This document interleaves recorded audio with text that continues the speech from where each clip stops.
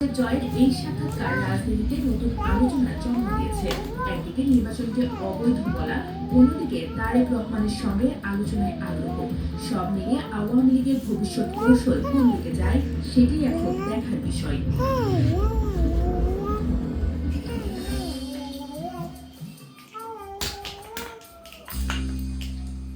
Tariq Rahman, if he becomes Prime Minister, then yes, of course, we will talk to him and deal with him. প্রিয় ভাই বোনেরা, আমরা দেশের শান্তি চাই, আমরা দেশের শান্তি চাই, আমরা দেশের শান্তি চাই।